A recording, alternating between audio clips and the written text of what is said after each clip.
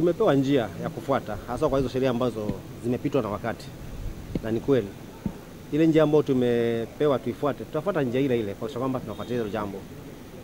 Na swala la basari, ni masikitiko kwamba tunaomba kwamba sisi katika county government tusipeane basari. Ilhali kwamba sisi ndio ambao tuko hapa mashinani, hasa sisi kama MCA tuko na wananchi pale nyumbani. Sisi ndio tunajua shida yao na sisi ndio tunaamka kila siku asubuhi kufuatwa kwa mambo ya basari. So swala hili la basari tunaomba kwamba lisiweze kutolewa haswa, kwa sababu likitolewa vile ambavyo inafuatilizia tutaumia haswa sisi ambao ni viongozi wa mashinani. Tunaomba kwamba kuweze kuwa kuna mwelekeo mzuri na maelewano mazuri, tukaweze kuendelea kupeana watoto wetu basari ili watoto waendelee kusoma.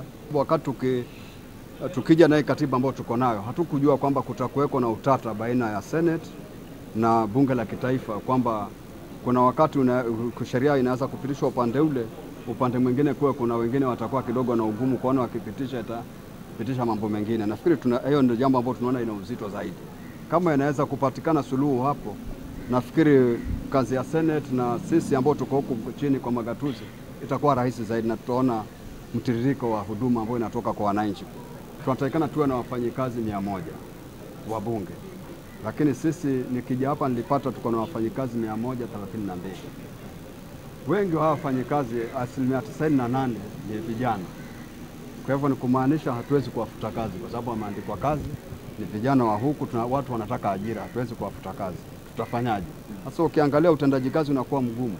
Kwa hivyo nafikiri pia kule Senate kama mnaweza kuwa na mbinu, hata mbali na hii kamati yenu ya kuangalia ni jinsi gani tunaweza kuboresha, alafu pia tukatazwe kuongeza, kwa sababu sisi hatuwezi ajiri.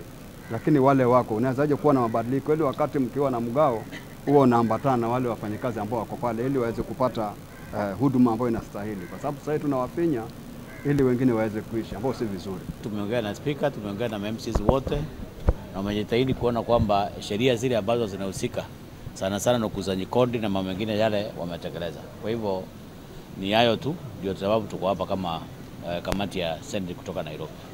Kutoka ugatuzi uanze sasa, imepita miaka 10. Kwa hivyo ile sheria ilitengenezwa 2013, 2014, 2025 imeisha na ifai kuwa ikitumika kulipisha pesa wananchi wa Kenya. Sisi kama Senate tumeadvise ya kwamba kwa sababu county government zinasimamia watoto wengi wetu ambao wako na shida ya shule, hizi county government, Kilifi ikiwa moja yao, pamoja na county government zote za Kenya, wafanye MOU, wafanye makubaliano kupitia kwa Intergovernment Relations Committee, waandikishane kwamba county government imekubali kuendelea kulipa hizo pesa ili kusiwe migogoro na wananchi wasipate shida.